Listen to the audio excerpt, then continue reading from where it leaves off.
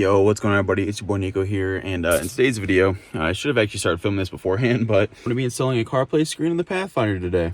Throwing my normal camera is dead right now. It's charging, so I'm using my phone, so hopefully the quality isn't too terrible. But as you can see, I already kind of started the process. It's pretty straightforward. I mean, the package I got, I'll link in the description below, because there's a bunch of these options all over Amazon and eBay, whatever you're looking at, but Amazon's where I got this from. This is like the 9-inch option, and right here, I just use a suction cup mount. I tried to use the sticky 3M tape one, but honestly, what came in the package, the 3M tape is just like you can see, yeah, it ain't sticky at all. So I couldn't use that.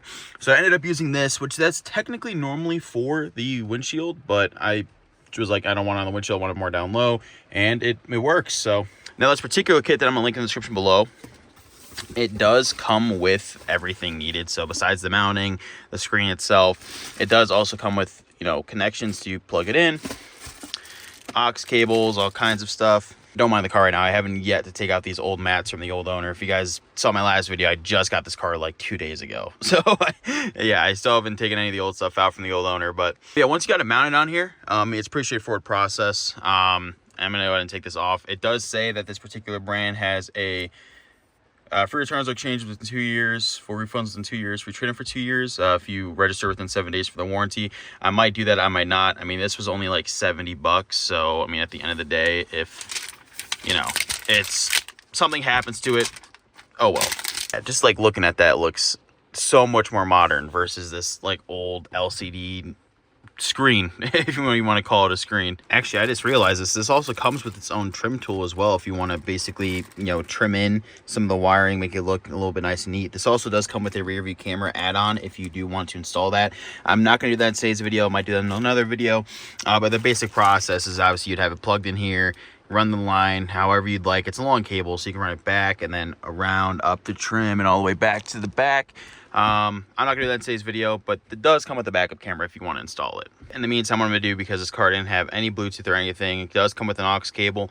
I'm gonna go ahead and take the aux cable, plug it into the aux in ports, and then you're gonna take the other end, plug it into the aux in port on the CarPlay screen itself. Now, once that's plugged in, the last thing you have to do is just, you know, find your power source, which I'm just gonna use the 12-volt cigarette adapter.